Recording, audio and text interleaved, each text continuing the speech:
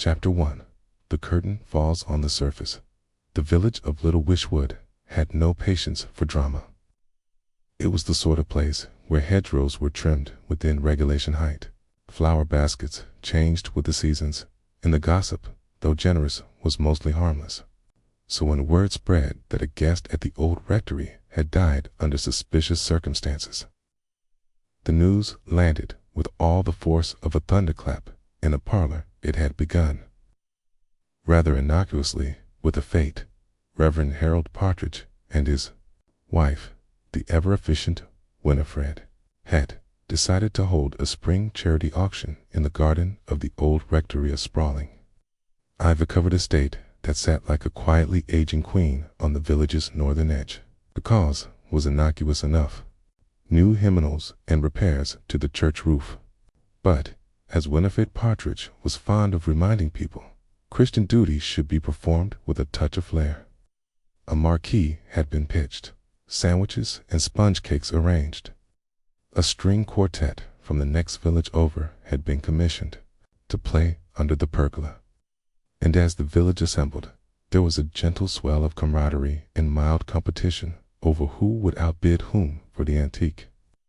Egg coddlers and charity hampers, Miss Jane Marple, seated politely near the lemon. Driz observed everything with her usual quiet attentiveness. She sipped her teas lightly, overbrewed, but not offensively. Sowan noted the undercurrents that swam just beneath the polite conversation. It's a slight tension between Mrs. Faraday and young Lily Twistle over the allotment board. The way Arthur Blackwell checked his watch too frequently when his wife disappeared to chat with the vicar, and the curious absence of Rosalind Drew, a regular village fixture, known as much for her outbursts as for her wide-brimmed hats. "She's staying at the rectory, I believe," murmured Mrs. Weatherby, the retired librarian, lowering her voice, as she joined Miss Marple's table. "Arrived last week. Some sort of friend of the Partridges, or rather," Winifred sighed. "Rosalind Drew?" Miss Marple asked mildly, brushing a few crumbs from her skirt. "She must be, what, late 40s now?" "Oh, well, past that," Mrs. Weatherby sniffed. "She always had that sort of dramatic air. Actress, wasn't she? On the radio? Some scandal a few years back?" Miss Marple said nothing, but tucked the thought away. She remembered Rosalind Drew well enough, a woman of flamboyant gestures, fond of scented gloves and long pauses. The kind of person who never simply entered a room, but arrived.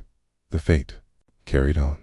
The auction proved amusing, particularly when Major Wilton, well into his fourth sherry, bid himself for a mismatched pair of bookends. It wasn't until the final string piece wound down that something changed. It began with the sound of shattering glass. A pause, then the scream. It came from inside the rectory.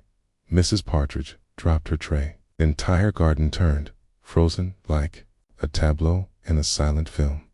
Reverend Partridge rushed inside. Moments later, he emerged, a Ganeshan-faced voice cracking as he called out to the crowd, "Fetch the doctor and the constable. It's Rosalind. She's dead." The guest began to murmur. The garden, moments before so full of laughter, now seemed charged with invisible static. Miss Marple did not move immediately. She folded her gloves neatly on the table. It was only after the others had risen in panicked confusion that she stood, adjusted her handbag, and stepped into the house with quiet, deliberate steps. The guest room at the old rectory was an elegant chamber overlooking the church spire. The curtains were drawn back, letting in the fading late afternoon light.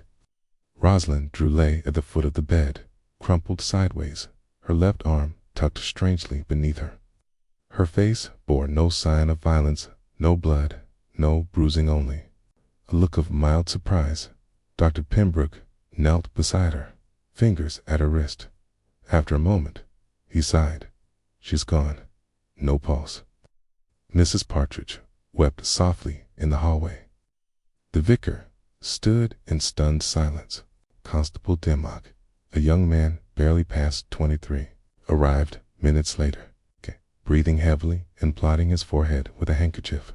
"Likely a heart attack," Dr. Pembroke said. though. It seems odd.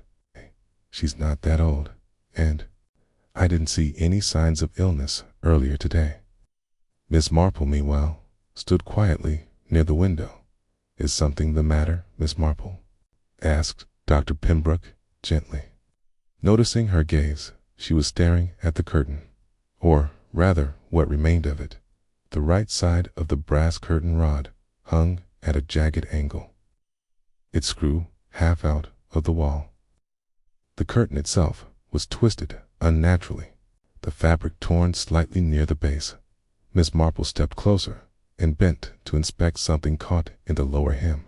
It was a button, small, pearl-colored, with a faint chip along the edge.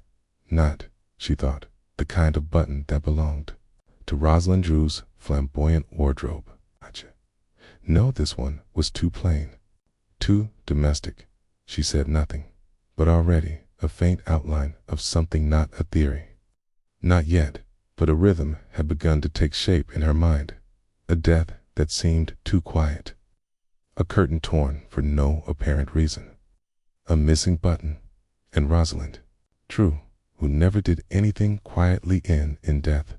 Miss Marple turned to Constable Dimmock. "Would you be so kind," said gently, "as to ask Mrs. Partridge for a list of everyone who entered the house today? I believe we may wish to speak with them sooner rather than later." Dimmock blinked, then nodded. "Of course, Miss Marple." Outside, the spring light dimmed, and a chill wind stirred through the hedgerows. The fete was over. The mystery had begun. Chapter 2. Threads in the drawing room by early evening. The old rectory had emptied of all but the most essential figures. The Partridges, Constable Dimmock, Dr. Pembroke, and, quite naturally, Miss Marple, who remained as composed as the clock on the mantel. The fate's cheerful bunting still fluttered faintly in the garden, now dissonant with the quiet murmurs of shock that hung in the house like a damp mist. Rosalind Drew's body had been respectfully removed under the doctor's orders and taken to the local infirmary for post-mortem examination. Dr. Pembroke, always a man of few words and many frowns, had expressed concern about the unnatural position of her body in the faint. Bruising around her left wrist, not quite enough for certainty, but troubling all the same. In the rectory's drawing room, Miss Marple sat with her hands folded neatly over her handbag. Constable Dimmock stood nervously near the window, notepad in hand, looking as though he'd rather be anywhere else. "I've spoken to Mrs. Partridge," he said, shifting his weight. "She says she was outside the entire time of the fete. So was the Reverend, but the maid, Ivy, she says she brought Miss Drew her hat and a cup of tea just after 4. That would have been about 20 minutes before the scream." "And did she note anything unusual?" Miss Marple asked, her tone as soft as cotton wool. "Just that Miss Drew seemed a little worked up," Dimmock replied. "Pacing, apparently. Ivy thought she was rehearsing lines, said she did that sometimes, talking to herself in the mirror, actress and all that." Miss Marple inclined her head slightly. "Yes, Rosalind was always rather fond of mirrors." Reverend Partridge entered the room then, looking 10 years older than he had that morning. His collar was slightly crooked. And he carried 2 teacups with hands that shook just enough to rattle the saucers. "I thought perhaps some refreshment might help us think," he said weakly. "Winifred's upstairs, resting. This is all bent. Quite a strain." "Thank you, Reverend," said Miss Marple. "It's been very kind." Rosalind was not easy, he murmured, taking a seat near the hearth. But she was family, in a manner of speaking. Winifred's cousin's second wife, or something similar. She came to stay only a week ago, said she needed to rest and recover her thoughts. I gather she'd had a falling out with someone in London. Miss Marple sipped her tea, watching the Reverend carefully. "And in that week, did she seem at ease here?" Partridge exhaled slowly. "She rarely seemed at ease anywhere, Miss Marple. You know the type, always restless, always on edge.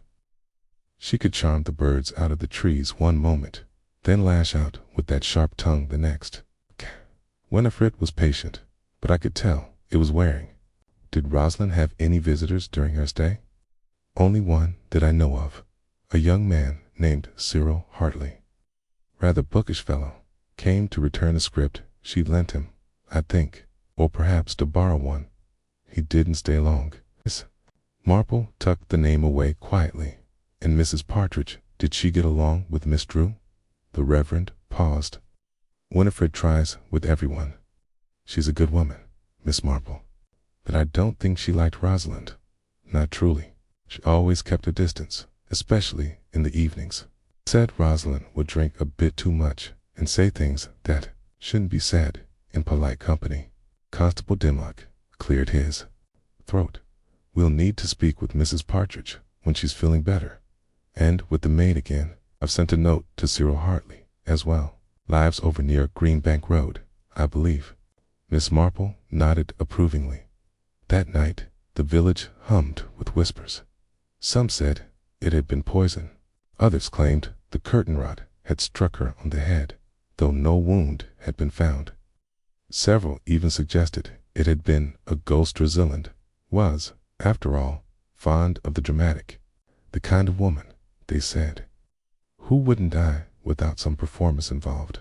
At her cottage, Miss Marple sat by her own lace-curtained window and made a list. Curtain rod disturbed, possible sign of struggle or concealment. Button in curtain. Him, not Rosalind's, belongs to whom? Rosalind's left wrist, bruised, defensive.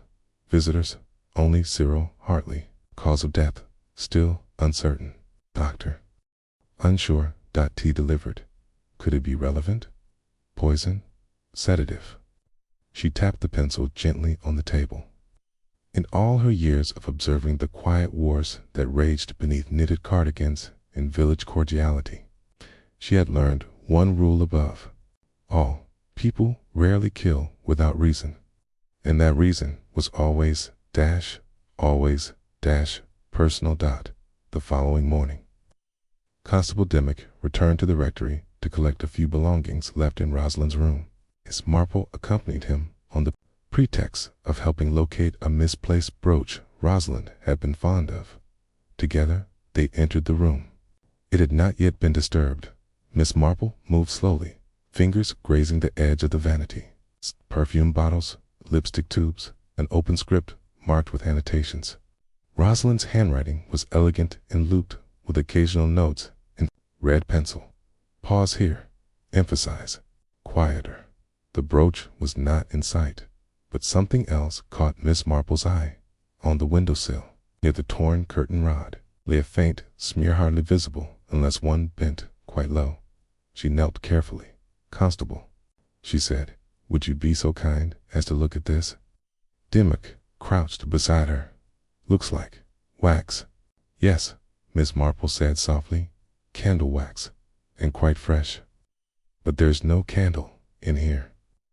No, she murmured, standing again. Which makes one wonder why there's candle wax on a windowsill in a sunlit room. Mock said nothing. Miss Marple looked once more at the curtain rod, still askew. Curtains, she said gently, are often drawn for reasons other than blocking out sunlight. The constable blinked. You think someone hid behind them? Possibly, she said.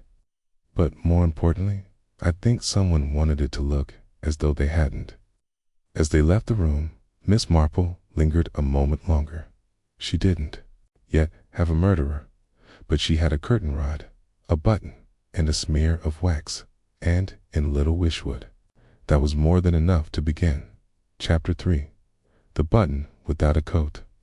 Morning mist had barely lifted from Little Wishwood when Cyril Hartley arrived at the rectory, summoned by Constable Dimmock's discreet message. He was a slight, nervous man in his early 30s, with thinning hair, thick glasses, and a habit of blinking rapidly when questioned.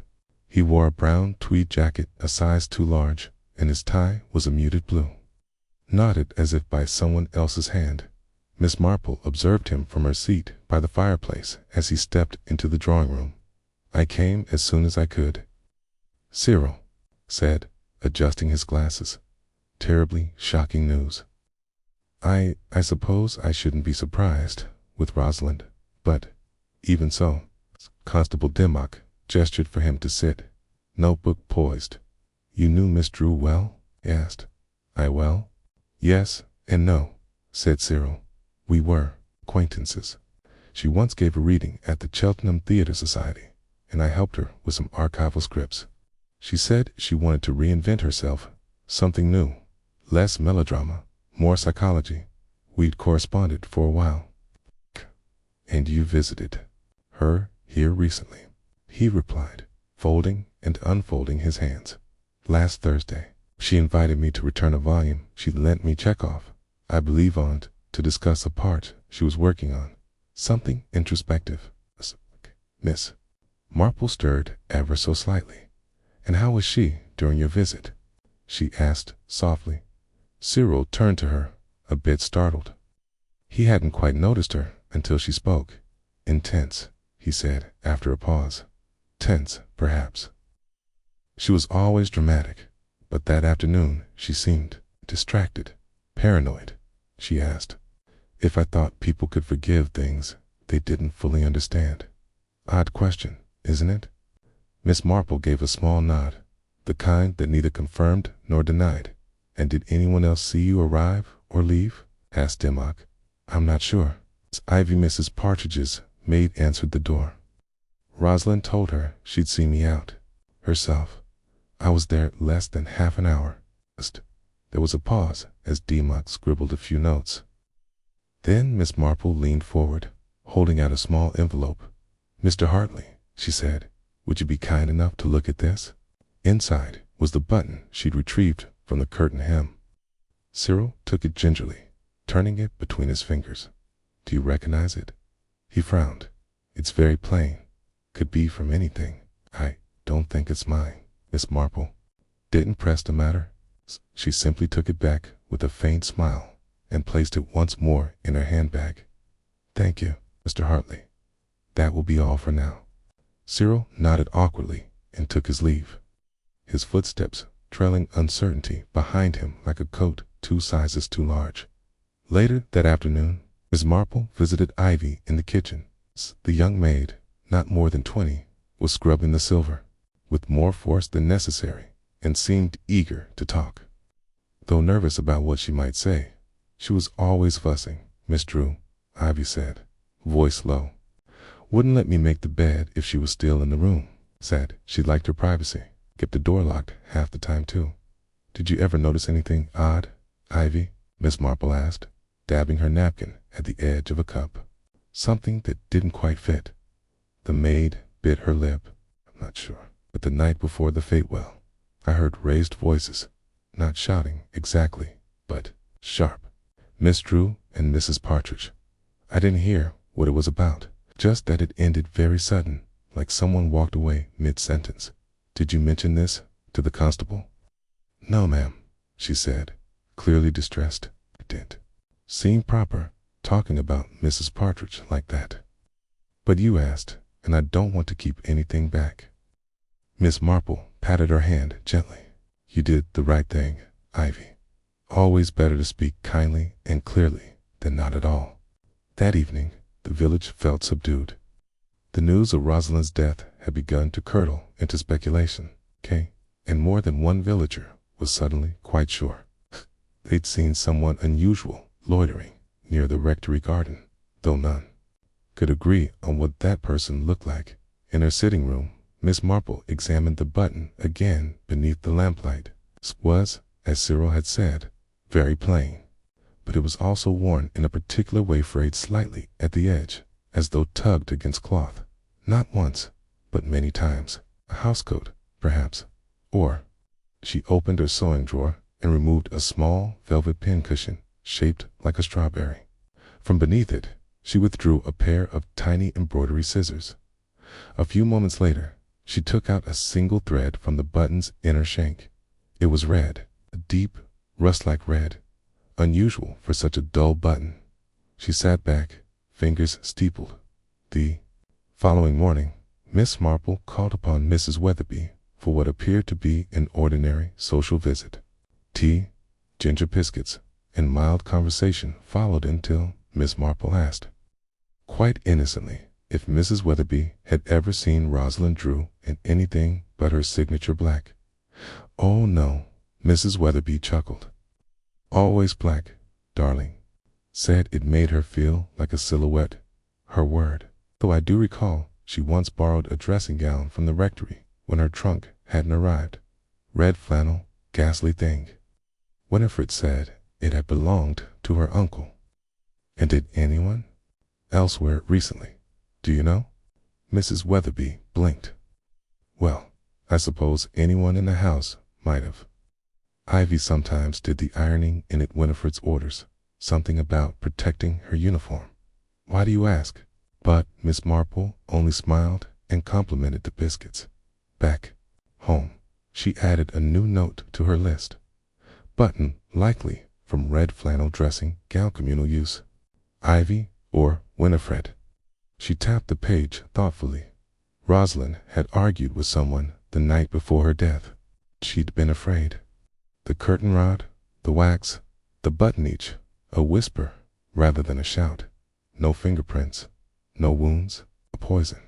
Confirmed, but Miss Marple no longer needed violence to recognize a crime. She needed only to listen, and what she heard now was a silence that had weight to it. Someone keeping something hidden beneath the appearance of propriety. She picked up her knitting once more, the needles clicking gently. Truth, she thought, was like a dropped stitch. Eventually, if you watched closely enough, the pattern would unravel. Chapter 4. A scent of camphor at the post arrived late the next morning in Little Weeshwood, as it often did on Mondays. The vicarage received only 2 letters, one addressed to Reverend Partridge in a stern, looping script, and another smaller envelope from Mrs. Partridge, bearing no return address. The maid Ivy placed them on the hall table with her usual care, but she lingered for a moment, glancing at the smaller envelope. Then, as if caught doing something improper, she turned on her heel and vanished into the kitchen. Miss Marple, on her morning walk, happened to pass the rectory just as Mrs. Partridge was returning from a brief errand to the florist's, always one for gentle inquiry. Miss Marple greeted her with a soft, "Such a lovely breeze today, Winifred." A kind of hush in the air. Don't you think? Mrs. Partridge looked worn.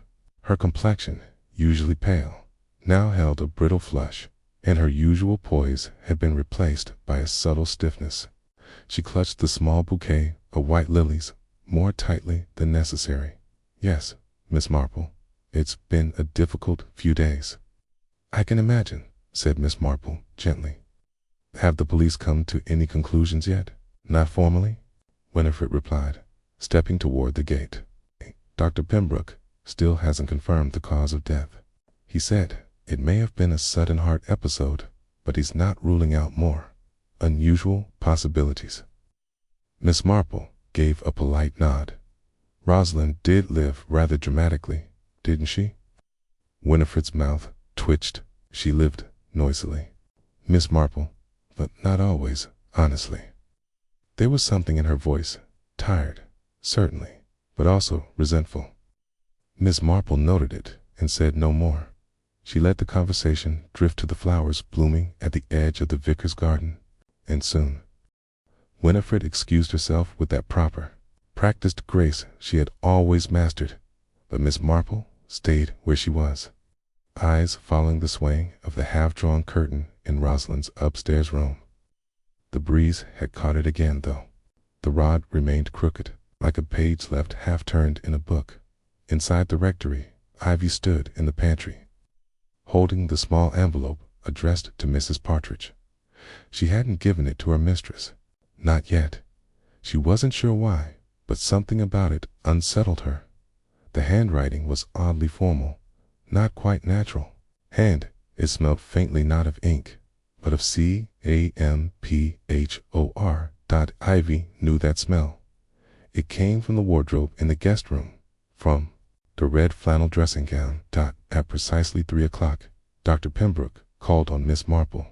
not out of concern for her health, though she always welcomed his company, but rather to speak, as he put it, off the record. She had no signs of external trauma, he said, seating himself with a huff and helping himself to one of her Karen scones. No abrasions, no blunt force, nothing internal either, as far as I can tell. Get the heart. Yes, I suppose that might be it. An undiagnosed arrhythmia. Core. He paused, swallowing both his bite and his thought. Or, Miss Marple prompted gently. She had slight traces of belladonna in her system. Miss Marple raised a brow, but did not exclaim. It's present in certain herbal tinctures, he said. Eye drops, some old headache remedies, not necessarily fatal, but, well, in concentrated amounts. Yes, it can cause visual hallucinations, racing pulse, anxiety, even collapse. And how much was in her system? Hard to say, Pembroke admitted. Not enough to kill outright, but possibly enough if combined with stress or alcohol, or if she'd already been weakened. Miss Marple offered him more tea. Was anything found in her room that might explain its presence? I think I could see, Pembroke replied. No vials, no labeled bottles. I see, Miss Marple said, folding her hands. Then perhaps it wasn't meant to be seen. That evening she wrote 2 letters. One was addressed to her niece in Eastbourne, containing only mild domestic news. The other was placed in her sewing box beneath the small parcel of oddments she'd gathered. The plain button, the red thread, and now a single white lily petal she'd discreetly collected from the rectory garden path. The petal had a smear of camphor oil on its edge, barely perceptible unless one held it close.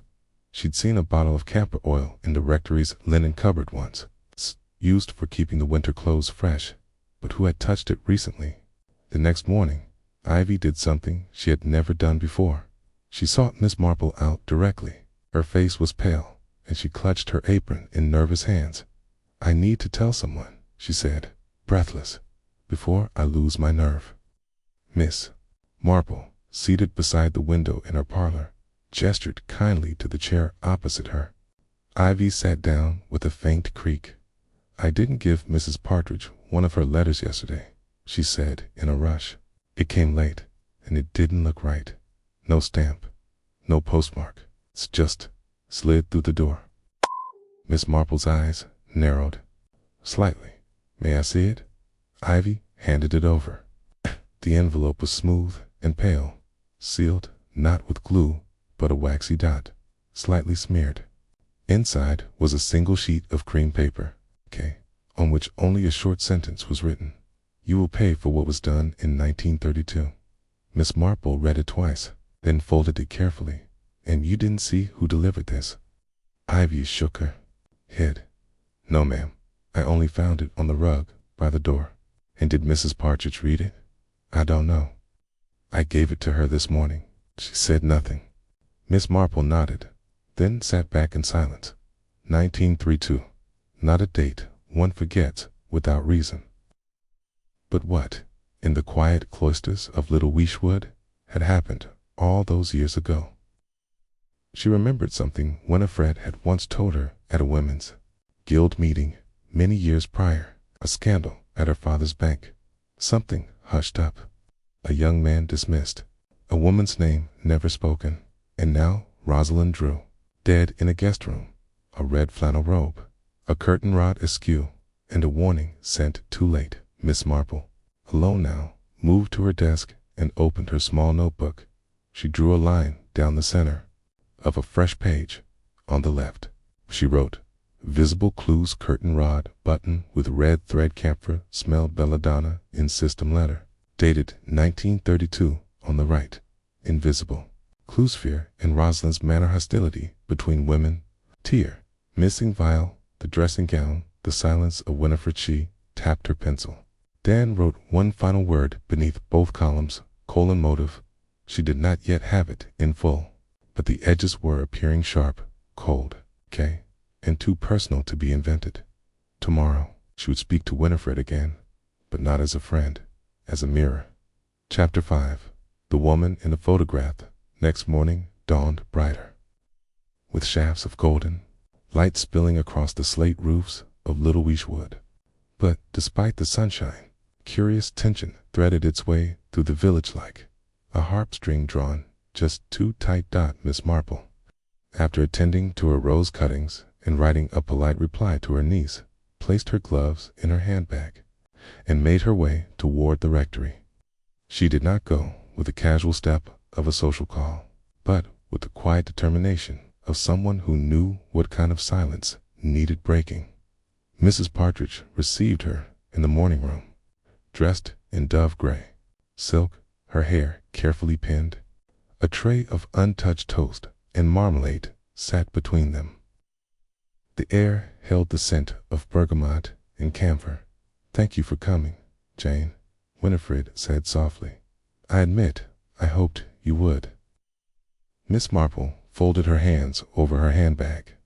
"It's not easy, revisiting the past." Winifred gave a strained smile. "It never is." There was a long pause. "You received an anonymous letter," Miss Marple said gently, "guarding something that happened in 1932. Mrs. Partridge's face blanched. Though she did not feign ignorance, she looked away, then rose and walked to the mantelpiece. A small, faded photograph rested beside the clock. A group of 5, seated at a garden table.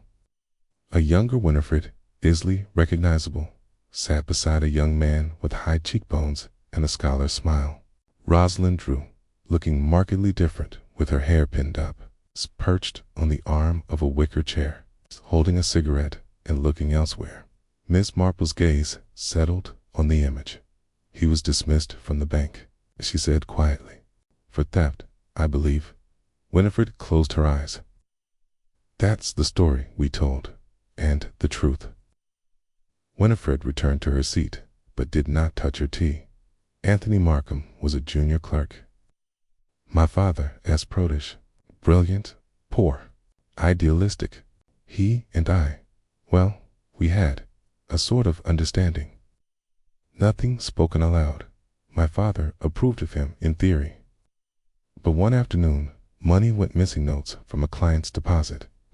Anthony was the only one who had the combination to the drawer. That week, Miss Marple said nothing. "It was Rosalind," Winifred whispered. "She confessed it to me months later. She had debt. She was always gambling, always spending. She knew Anthony would be blamed." "Why didn't you speak?" "'Cause Rosalind threatened to ruin me. She had letters I had written to Anthony, improper, but foolish enough to stir scandal in those days. My father was already ill. I couldn't." Her voice cracked just for a moment. "So he was sent away in disgrace," Miss Marple said, her voice almost kind, "and Rosalind carried on, her reputation intact." Winifred nodded. "He died the next year. Pneumonia in a boarding house near Durham. No family, no obituary." There was silence between them, heavy as the grave. "And now," Miss Marple said, "Rosalind is dead. In your house. She came back to torment me, Jane," Winifred said bitterly. "She said she wanted to make amends, but all she did was stir the ashes. Dropped hints to Ivy, made remarks in public. She knew I was vulnerable. Did you poison her, Winifred?" The question, asked without rancor, hung in the air. Winifred stared at her hands. "No, I was tempted. I won't lie. But I didn't. I wanted her gone. Yes, but I didn't kill her." Miss Marple rose gently. "Then we must find out who did. 'Cause someone, Winifred, wanted her silenced. And they knew precisely how to do it." Later that day, Miss Marple paid a quiet visit to Ivy in the laundry room. "Ivy, dear," she said, "kindly, did you ever see Mrs. Partridge wearing the red dressing gown?" The girl shook her head. "No, ma'am. Just wore it myself when I did the ironing, though. Yes, well, I saw someone else in it once. Thought it was odd. The shape was wrong. It's broader shoulders. And they were at the stairwell lonely for a second. Which might have been Mr. Hartley." "Okay." Miss Marple's eyes narrowed slightly. "Did you tell the constable?" Ivy hesitated. I wasn't sure. I mean, he's a gentleman.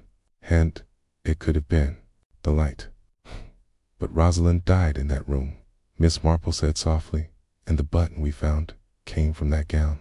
The person who wore it likely returned it to the wardrobe afterwards. Carefully, quietly. That afternoon, Miss Marple visited the lending library to look at newspaper archives. She asked for old issues of the Wychford Herald, dated between 1931 and 1933, in a slim column buried in the back pages. She found it. Promising young clerk dismissed from Hargreaves and Sons. Authorities declined to press charges. Mr. Anthony Markham, formerly of Kent, leaves post after internal concerns. The article was unsigned. She tucked the clipping into her handbag and returned home as the sky began to turn the color of tarnished silver. Back at her cottage, Miss Marple examined her list once again. She added 2 new items. Letters slipped under door. No postmark camper sent connected to robe. Robe linked to button. Then she underlined a phrase written earlier. Motive. She wrote next to it. Anthony Markham destroyed Rosalind. Drew blackmailer. Winifred Partridge. Silence, but someone else had a reason to doubt Cyril Hartley. Quiet, awkward Cyril, who had idolized Rosalind, corresponded with her, who claimed to have known her through theater. And yet, in the old photo, the young man beside Winifred looked oddly familiar. Miss Marple rose, opened her album of local events, and thumbed through the pages there.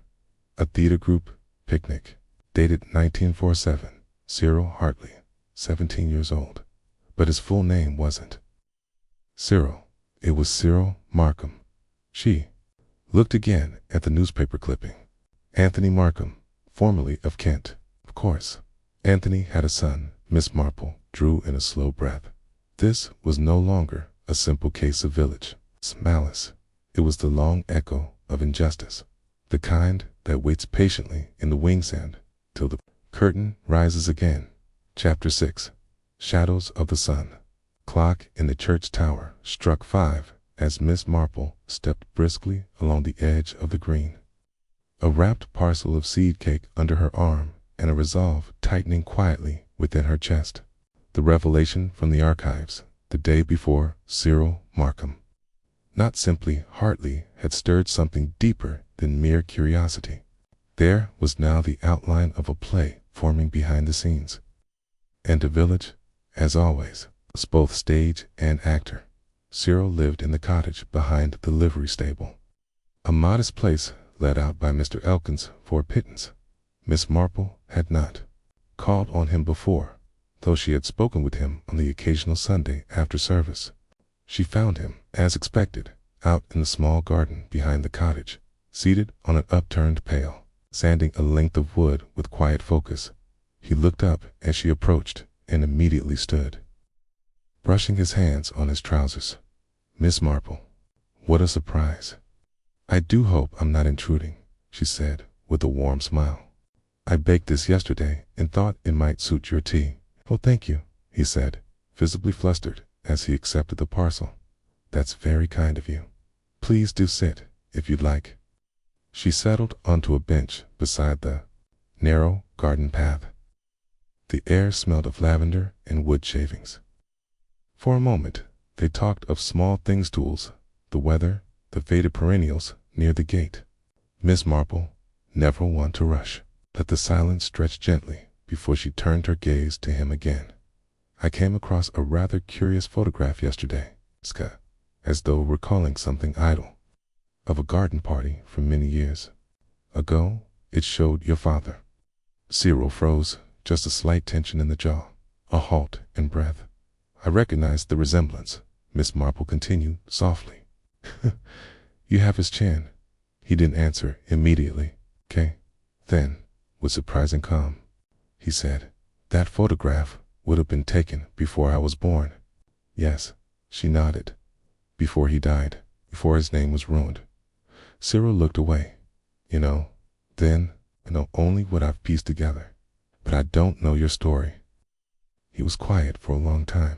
Then he sat beside her, folding his hands, and spoke without looking at her. I was raised by an aunt in Kent. She never married. When I turned 16, she told me the truth about my father, about the accusation, the disgrace, the illness that took him. She blamed the partridges, said the vicar's daughter knew the truth and let him take the fall. Hest's voice was flat, but underneath it was a carefully smooth bitterness. I came here to work in peace. But when I saw Rosalind Drew was a guest at the rectory, it brought it all back. Miss Marple studied him. Did you confront her? No. A shake of the head. Cunning. I thought I might. I rehearsed things in my mind. But then I saw her at the garden fete, laughing like none of it ever touched her. And I didn't have the nerve. She died 2 days later. I know, man, you were seen, possibly, near the stairwell on the night of her death. His shoulders tensed again. I borrowed the robe from the guest wardrobe, he said at last. Only for a moment. I was cold. I was there to mend the curtain rod at Mrs. Partridge's request. It had come loose that morning. Miss Marple raised an eyebrow. And the red thread. The button.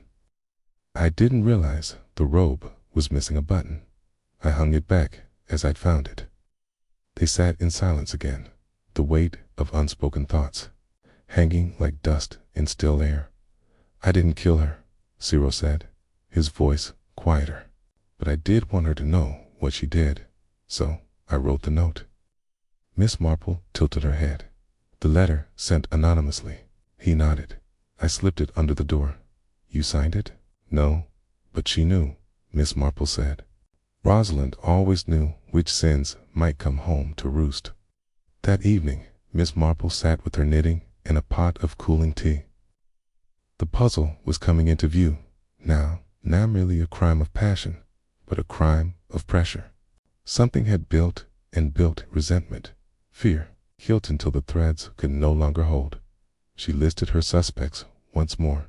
Winifred, Partridge, possessed motive and means, a long-held secret. But her guilt seemed to open, too bruised. Cyril, Markham, the son of the ruined. He admitted to the letter, the robe, the presence at the house. Ivy, quiet, observant Ivy, who moved through the house unnoticed. Could she have seen something? Or done something? Someone else. Someone outside the main web, but entangled nonetheless. There had been tea that evening, faint scent of almonds in Rosalind's cup, but no residue found. Miss Marple's thoughts turned to belladonna again. Not an easy substance to dose with subtlety, less disguised, something unremarkable. Something overlooked, like eye drops. She rose suddenly and fetched her small writing box. There, tucked behind a recipe for quince jam, was a slip of paper. She'd taken from the bin outside Rosalind's room, a discarded packet of Lumia eye tonic. She looked closely. Contains Atropa belladonna, a tincture for dilating the pupils, easily purchased. Rarely questioned, she made one final note beneath. Her deductions. The poison was in the eye drops, and beneath that, but who replaced them? Miss Marple folded her hands and gazed into the soft dusk settling over the hedgerows. Tomorrow, she would invite them all to tea, and by the time the final cup was poured, the truth would rise, unmistakable and irreversible, like the steam from a freshly brewed pot. Chapter 7. Tea in the drawing room the next morning. Miss Marple awoke before the sun had crested the hills beyond Little Weeswood. Her first task was to arrange the tea invitation. Not a formal affair, no linen tablecloths or silver service, just a quiet, late afternoon gathering in her modest drawing room under the guise of gentle company and harmless chatter. She had done it before, many times, always with the same polite smile and the same seemingly innocent objective: to watch, to listen, to see what others did not mean to show. She sent 3 handwritten notes by footboy and arranged the seating as carefully as a general arranges his troops. At 4 o'clock, the guests began to arrive. First was Mrs. Partridge, pale but composed, in a neat dove-gray ensemble. She clutched a handkerchief as though expecting a funeral. Next came young Cyril Hartley Markham. Miss Marple now thought of him with his usual quiet humility, carrying a jar of quince jelly he said his aunt had made. His eyes were tired, but he met Miss Marple's gaze with steady, cautious clarity. Finally, Ivy shuffled in with her cardigan askew and her hair pinned back too tightly. She looked bewildered to be among such company. Miss Marple, ever the perfect hostess, poured tea and passed the seed cake. The conversation was light at first. Talk of the recent frost, of Mrs. Elkin's unfortunate dog bite, and of Mr. Rafferty's new greenhouse, which had already blown over twice. Then Miss Marple, refilling the pot, asked softly, "I've been thinking about that robe in the guest room. Red velvet, wasn't it?" Winifred Partridge gave a tight nod. "A dreadful color, really. Rosalind always wore it in her theatrical days. She left it here after her last visit. It's missing a button," Miss Marple added mildly. Cyril's hand hovered over the sugar bowl, then continued as if nothing had been said. "Eye drops are such curious things," Miss Marple said next. "I never quite trust them. Do you? So easy to mistake one bottle for another, especially if someone else were to change them." There was a silence. "I understand Rosalind had a prescription," Miss Marple continued, lifting her teacup. "Lumia. Eye tonic, wasn't it? From that chemist in Aldenbury."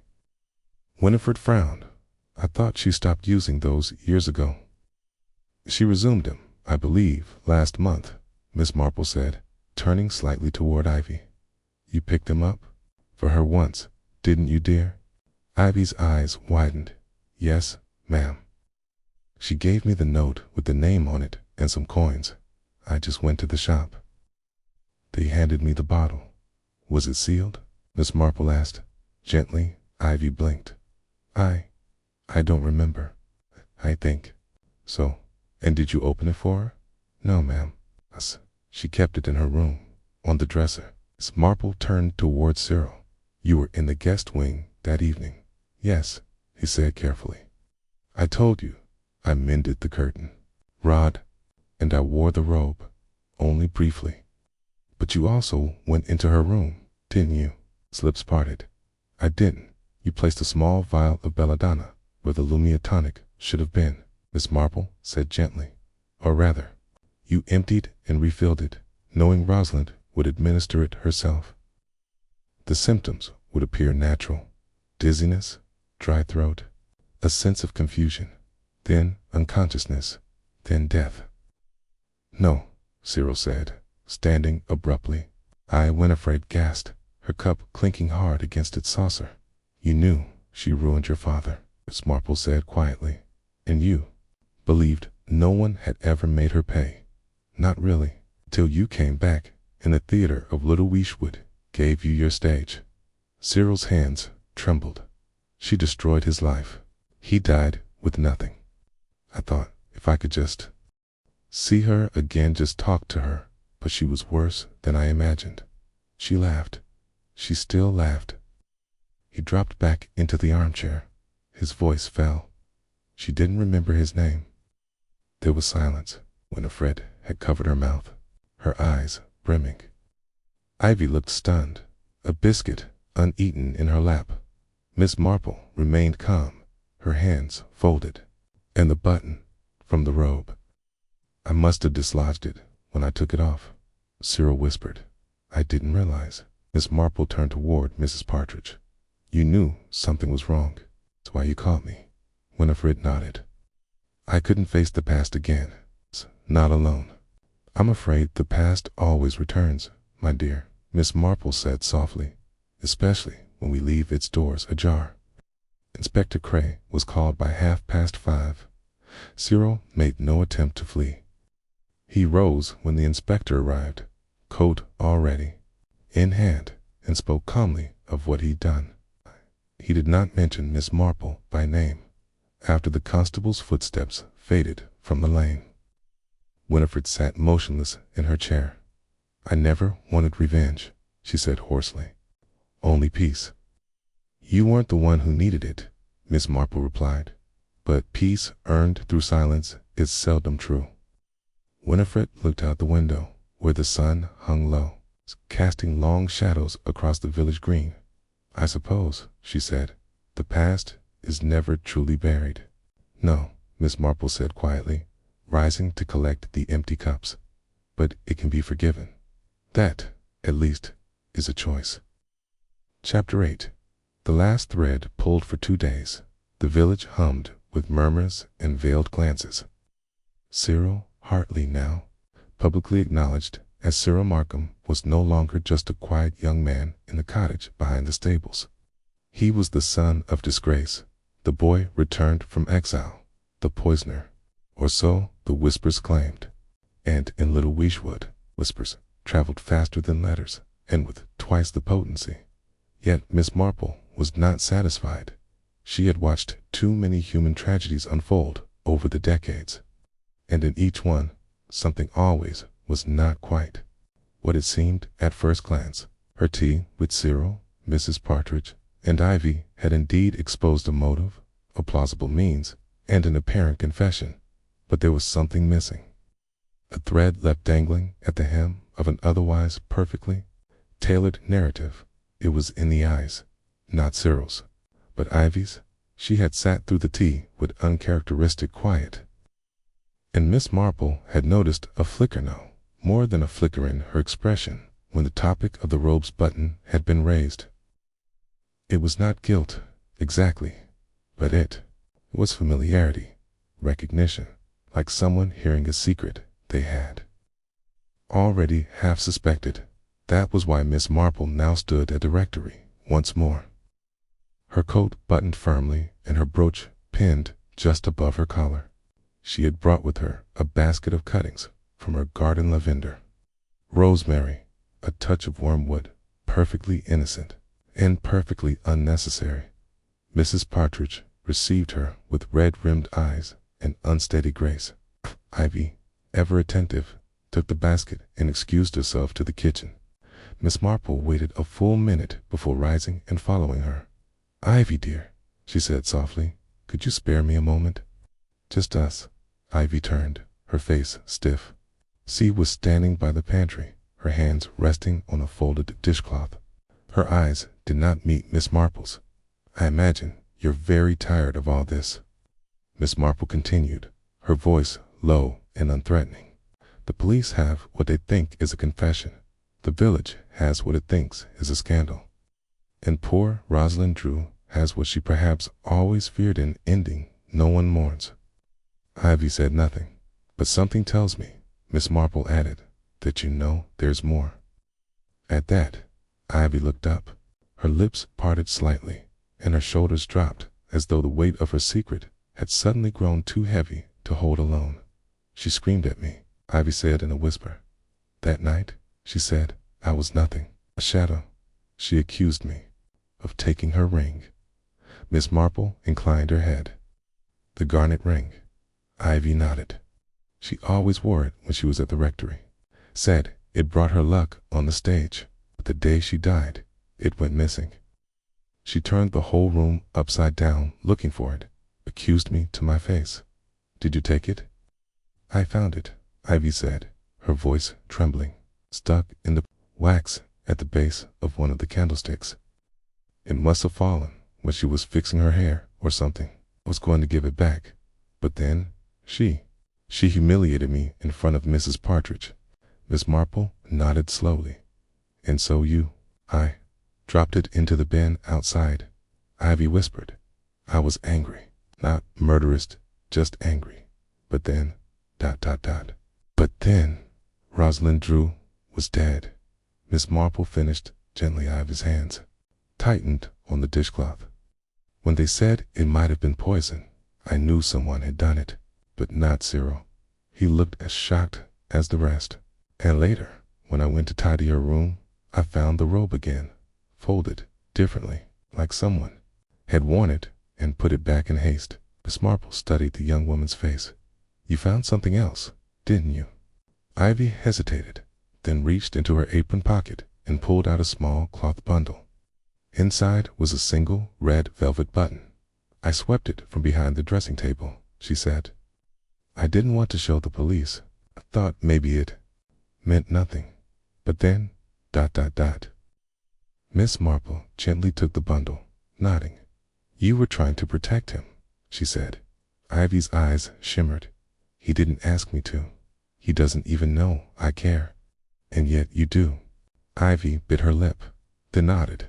That evening, Miss Marple sat once more in her parlor, piecing the pattern together with slow precision. Cyril had written the letter. He had taken the robe. He had been in the wing. But the poison if in the eye. Drops would have required access to her private belongings, and according to all accounts, Rosalind rarely let even the housemaids touch her things. All except one. Winifred, Miss Marple rose, crossed to her bookcase, and pulled down her small box of personal clippings.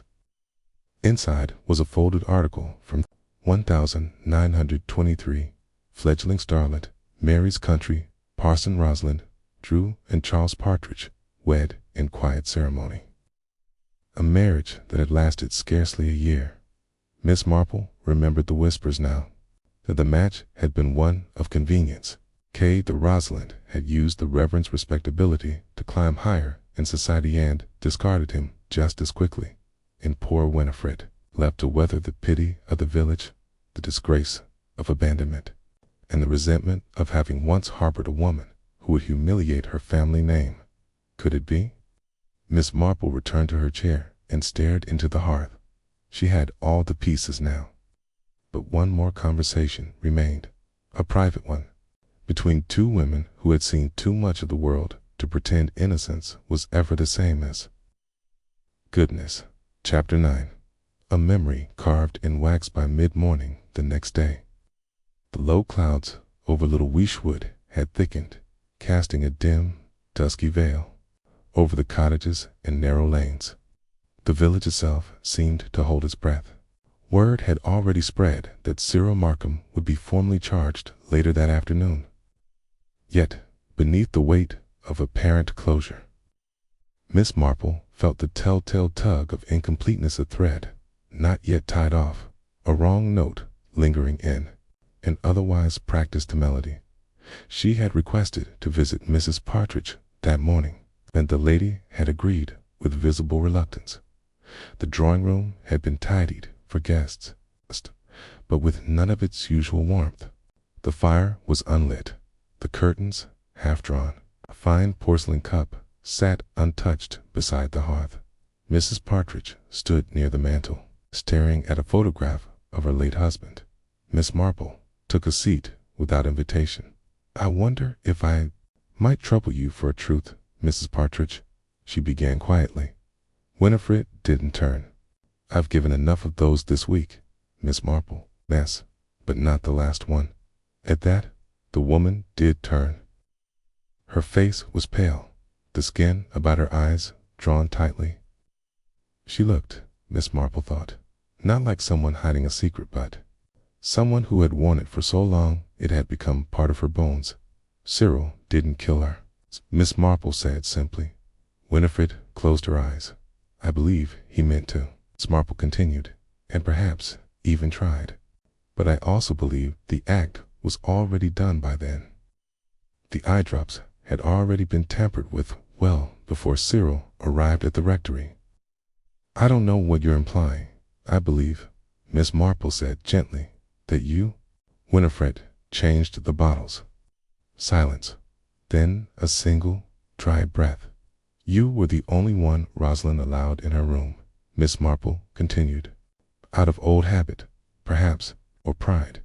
Either way, it gave you access to her dressing table, her medicines, her tea. She was cruel," Winifred whispered. "Always had been. But she was worse when no one watched. She made me relive every humiliation, every laugh behind my back. Even after all these years, she couldn't help herself." "She came to the rectory not for reconciliation," Miss Marple murmured, "but to reassert her power. She said she'd ruined the memory of Charles, Said she'd publish letters. Tell the village what he really thought of me before he died. Said I was pathetic, that even now I still served her. Winifred's hands trembled. I didn't plan it, truly, but I'd fetched her tea that morning and saw the bottle open beside the tray. The belladonna I kept it for the foxes in the garden. I used to soak scraps in it. She wouldn't notice the difference, and she didn't. Miss Marple said nothing. Winifred crossed to the window, staring out at the bare branches. She called for help later that evening, she said. She was dizzy, complained of her sight. But I only smiled, told her it was just the storm coming. In, she turned. Do you know the worst of it, Miss Marple? I didn't feel guilt. I felt ... relief. I believe you, Miss Marple said softly. And I think Cyril's arrival gave you the perfect cover. His robe, his history, his bitterness. You saw it unfolding and said nothing. I thought Winifred's voice broke. I thought perhaps the past could be buried again, that justice, in some form, might still be served. And so it is, Miss Marple said, rising. But not as you imagined. Later that day, Miss Marple walked into Inspector Cray's office at the station with her usual knitted gloves folded neatly in one hand. I have reason to believe Mr. Markham is innocent, she said. The inspector blinked. Psst. We have his confession. Madam, you have his guilt, she corrected, but not his crime. And she told him, quietly, deliberately, without embellishment or drama. She mentioned the eye drops, the access, the resentment that had ripened quietly in Winifred for decades. She did not do it out of malice, Miss Marple concluded. Out of sorrow, out of long-restrained pain. Inspector Cray leaned back, arms crossed. Do you think the Crown will see it that way? Thing, Miss Marple replied. They may never need to. Winifred Partridge did not attend the formal withdrawal of charges against Cyril Markham. She had quietly packed a small suitcase and taken the early evening coach to Aldenbury. A note was left for Miss Marple, brief, grateful, and free of complaint. It simply read, Thank you for seeing me, for seeing all of me. Some truths are best left in candle wax. Let the rest melt away. W. Miss Marple stood at her garden gate as the dusk gathered, holding the note in her gloved hands. The village would settle. It always did. Ivy returned to work the following Monday, though she walked a little taller now. Cyril remained in the cottage for a time, helping the church replace the worn pews, offering no stories and asking for none. As for the ring, it was never found. Some said it had been buried with Rosalind, lost in the folds of her red velvet robe. Others believed it had never existed at all. Miss Marple said nothing, but late that evening, as she sipped her tea and folded her knitting away, she glanced once at the fire, where a faint shape lingered in the wax pooling at the base of a candlestick. A circle, faint, perfect. Chapter 10. The wax beneath the flame. The village of Little Weeshwood, always prone to soft forgettings and polite silences, resumed its habitual rhythms in the week following the quiet dismissal of charges against Cyril Markham. The church bells rang as they always had, though now with a gentler timbrand. Mrs. Lonsdale once again took up her post arranging the chrysanthemums outside the greengrocer's. Whatever had rippled through the community like a sudden gust had, at least outwardly, been absorbed back into the hedgerows and the hush of the lanes. But Miss Marple, who walked with her usual calm through High Street and past the bakery window, knew better. Resolution, she believed, was never quite so simple as a closing of accounts, especially not in murder. Not when it was the kind born not of rage or greed, but of wounded memory. She visited the rectory once more, this time not as an investigator, nor even as a guest, but as an old friend. Ivy answered the door, her apron speckled with flour, her expression composed yet softer than before. Something had shifted in the girl. Miss Marple saw it at once. The fear had ebbed. a kind of knowing, had replaced it. "Mrs. Partridge left me the house," Ivy said after pouring the tea. "She said she'd only ever kept it for the church, but now that she's gone, well, she wanted someone to tend it properly." Miss Marple nodded. "And you will?" Ivy gave a small, shy smile. "I think I will." They sat for some time without speaking, the silence companionable. Outside, the branches of the yew trees flicked softly against the stained glass panes, and the sky was overcast in that familiar English way that never quite broke into rain. Eventually, Ivy said, "Do you think she planned it all along, Mrs. Partridge?" "I think," said Miss Marple, stirring her tea with care, "that she planned nothing, but recognized a moment when it came. A moment she thought belonged to her. She was always ... proper, so careful. I don't think she ever raised her voice, but with Rosalind I saw something different. Like a thread pulled too tightly for too many years." Miss Marple nodded. "We all wear our pain differently, Ivy. Some stitch it into silence." After a pause, she added, "It's easy, in villages like ours, to believe evil wears a scowl or carries a knife. But often it arrives with a teacup and a smile, or a forgotten ring lodged in the wax." Ivy looked up sharply. "You knew," she whispered, "about the ring?" Miss Marple gave her a quiet smile. "I suspected. You see, wax remembers what fingers forget, and anger is rarely tidy." Ivy bit her lip, then reached into the pocket of her skirt. From it, she withdrew a small linen pouch and placed it gently on the table between them. "I couldn't bear to keep it," she said, "but I couldn't throw it away either." Miss Marple opened the pouch and looked down at the garnet ring. It caught the light of the fire and shimmered like dried blood.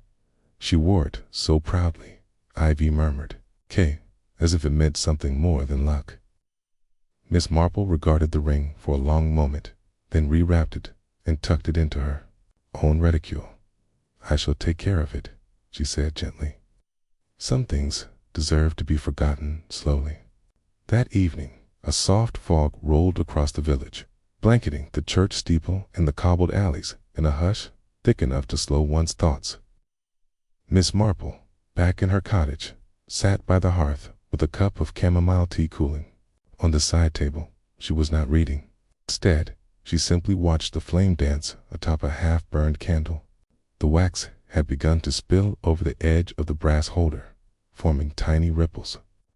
Like time melted into form, it had always struck her how memory, like wax, could be reshaped by warmth and pressure, hardened by time, made to crack, if tapped. Too suddenly, Cyril Markham had left the village that morning. Not forever, perhaps, but for now. He had gone to Sussex, where an aunt had offered him quiet employment in her husband's bookshop. Miss Marple suspected he would find peace there, not redemption, precisely, but the kind of living that allowed one to forget for long enough to build again. In Winifred, there had been no arrest, no inquiry, no final word, only a departure, a letting go. Perhaps, Miss Marple thought, that too was a kind of justice. The village, as always, would adapt, they would say, in time. That Rosalind Drew had died tragically, and that Cyril Markham had nearly hanged for it. They might say that Ivy had been loyal, that Winifred had taken a sudden illness, and that Miss Marple had, once again, helped the police find their way. But they would not say what truly mattered, that some crimes are carved not in blood, but in quiet betrayals and unmet glances, that some resolutions arrive not with verdicts, but with the soft extinguishing of a flame, as the candle flickered lower and the room grew still. Miss Marple folded her hands in her lap and thought of guilt or innocence, but of sorrow, quietly passed from one soul to another, like a ring hidden in wax, waiting to be found. Epilogue winter came gently to Little Weesh Wood that year, as if it too had tired of harshness. The frost lay like lace along the hedgerows, and a fine dusting of snow softened the crooked lines of the village rooftops. Christmas was a quieter affair, less laughter at the pub, fewer fireworks behind the vicarage walls, but the people, ever practical, began to stitch the rhythms of life back together. The Reverend Chaddock resigned, of course. The bishop accepted it with a grim letter of acknowledgement, and arrangements were quietly made for a temporary replacement from St. Barrel's. The rectory stood empty for a time, its windows dark, its rooms echoing with more than just silence. Cyril Markham, exonerated but changed, moved to Oxfordshire to work in a friend's rare bookshop. He sent a Christmas card to Avia, delicate watercolor of a snow-covered lane, enclosed a note. Simple and sincere. Thank you for believing me when I didn't know how to believe in myself. As for Ivy, she remained in Little Wishwood. The Drew house passed into her name through a convoluted trail of unclaimed kin and legal inertia. She turned the front room into a modest tea parlor, hanging fresh curtains and repainting the walls a gentle sage green. The ring that had once glittered in candle wax now lay buried beneath the roots of a young hawthorn tree in the back garden. Miss Marple declined the offer of naming one of the tea blends after her. It's not the sort of thing one puts on a tin, she said with a faint smile. Besides, tea, like people, ought to speak for itself. And so the village continued, as villages do, with gossip that quieted and gardens that grew again come spring. But if one walked down Windmill Lane in the early evening, just as the lamplighters were finishing their rounds, one might catch sight of a familiar figure in a gray shawl, sitting in the garden at St. Mary Mead, a half-knitted scarf in her lap, and a pot of Darjeeling cooling beside her. She did not speak often of what had happened that caught him, but when the wind turned just right, and the curtain rods of Little Wishwood no longer creaked in the night, she would sometimes murmur a single phrase softly, not as a judgment, but as a truth. Wickedness, my dear, is rarely loud. It usually comes with the best of intentions, and a cup of tea. And then she would go on knitting, as though nothing in the world had ever been amiss.